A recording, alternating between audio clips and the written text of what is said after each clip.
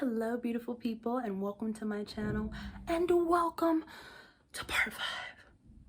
We're almost done. We're almost done. We've almost made it of Say Something's MFA While Black with Miss Brittaney Chatman. So you should have seen it all. If you haven't, quick recap, part 1, introduction, part 2 and 3, we discussed the situation, what happened, why is it a problem. Part 4, we discussed change, reparations, what does that look like, why is it important. Now we are about to move into the steps. Oh yes, baby, you need to know how to do this too. And you should know how they did this and how, my part, like how did this take place? Because people, we need to help our community. And I don't just mean Black people. I mean anybody that is creating positive change within their community. You need to know how to do this. So here we go. Stay tuned. Remember to like, comment, subscribe, share. Also in my description, be sure to check out my blog post about this same topic from my perspective. Enjoy. What did you do?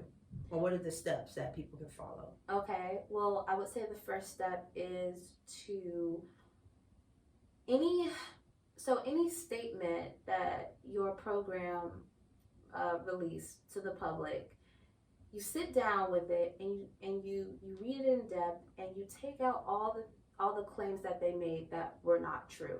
Because what you want to do is you don't want to base all of this off of emotion. You want to base it on facts, right? So that was where we started. We started with the facts. The facts is these are the claims that you made. These are why these claims are not true. This is what you can do in order to make sure that if you release claims like this again, that they are in fact true, right? Step 2, understand that you cannot do this by yourself. I mean, you can, but perhaps you won't go as far. So it's important to bring your community together. What is it? Group me or some whatever ways that you and your colleagues stay informed and stay connected. Use that to be able to speak openly. Have like an open forum about it, and talk about what's going on. What are some of the unfair, unjust things that you've seen in your program. Create small committees. You don't want just one person to be overwhelmed. What I loved about the people that I collaborated with is that everyone, basically wasn't afraid to step up and moderate meetings. So I didn't moderate all of the meetings. Some of my colleagues moderated the meetings. For those who didn't want to moderate, some people took notes. Just don't be afraid to delegate tasks, because you don't want all of the responsibility on somebody else, because this is a lot of work. It's very draining mentally. There's a lot of thought that goes into it. You're exhausted, you're tired. Schedule Zoom calls. And I know it's very challenging to do these virtually, but you get a lot done. So schedule these meetings and have conversations about, what type of demands you guys want to see, right?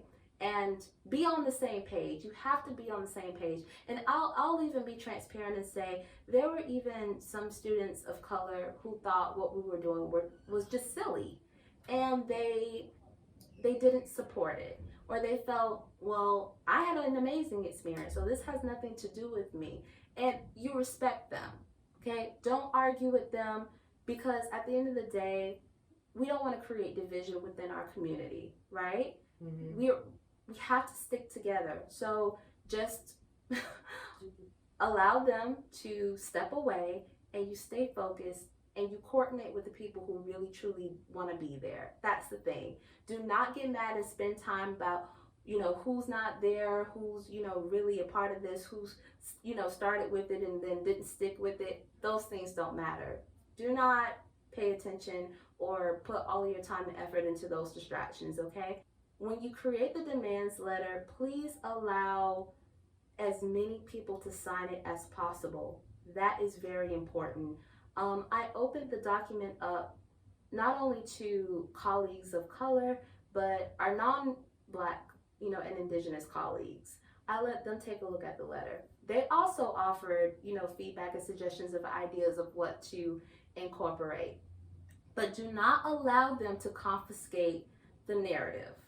Do not allow them to do that. You can allow them to, sign it to support in solidarity, but, do not allow people to make you feel that, your demands, you're asking for too much, or, this perhaps is going a little too far. Don't listen to it. If you have a general consensus amongst the group that's coordinating and creating this letter, if you all feel like this is more than fair, what you're demanding, then stick with it and own it, right?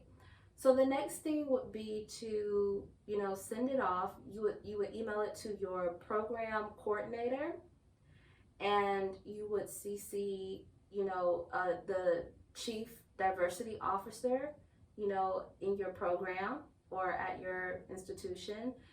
For us, that would have been the chief diversity officer at Pace University. And then you also CC your chair of your program. And then you request to have a meeting. And then once they accept that, then you allow them to set up the Zoom calls. And then you and your group of people will be over here coordinating the agenda. Do not allow them to create the agenda. It is your meeting. It is not their meeting. Okay? You can design the meetings to go however you want to do it, but the way that we did it was the first week was a week for BIPOC students to have the floor. So our allies had to just listen and support. You need to, listen with love. Anything. We actually used the guidelines of the founders who created the Black Lives Matter movement. Mm-hmm. So we incorporated their guidelines, and we, after doing the introduction, we introduced who we were. The admin introduced who they were. And then we discussed a set of guidelines that everyone must follow. We told our allies and the admin that if they had to leave, let us know in the chat before leaving. Don't be leaving, walking in and out of the frames, because we want the attention to be fully on our BIPOC alumni. Once we set up our agendas, we would send it to the incoming chair and the admin, and then we will also let our past and present students know, okay, this is the agenda, this is what we'll be talking about, to kind of get everybody mentally prepared for the meetings. And then after that, we would take minutes, we would take attendance of who's there, and we would log everything that happens. Guys, document. I always say documentation is everything. Document everything. If there was somebody that was supposed to show up and speak and they didn't show up, you document that. If someone gets angry and they say something that you believe is inappropriate, definitely document it. Document everything. Suggestions. Please document the progress. If there's progress that's been made, document it. New ideas, document it. Questions that were left unanswered, document it. And you allow anyone who would like to receive a copy, you get their emails and you send them a copy. Allow people to catch up if they were not able to attend the meetings. Let them catch up and, be able to offer ideas and email them to you. And then what you want to do is you want to have meetings with the admin after those meetings to be able to talk about, okay, this is what we've accomplished so far. These are the things that still need to be addressed. What are the next steps? So basically, you're just in constant communication, effective communication between the BIPOC alumni and the administration, faculty, and staff. And then you just make sure that your allies are, there to support, there to listen, there to ask questions, there to contribute.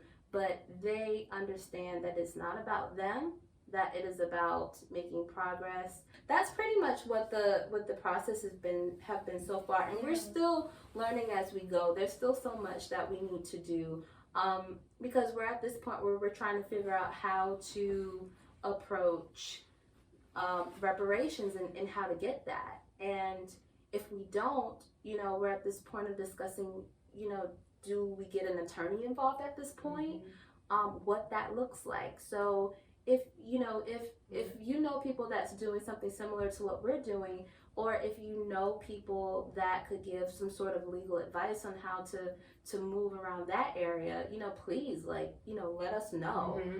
Because again, guys, we're still learning as we go.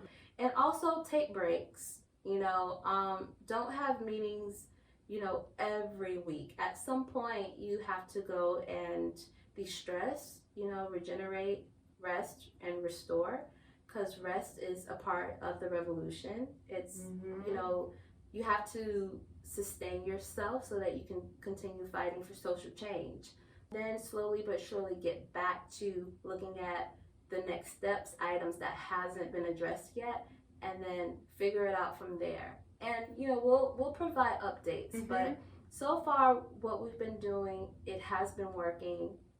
Like as Jalissa and I said before, 70% of our demands have been met, and we are working to make sure that the remaining 30% will be met and honored as well.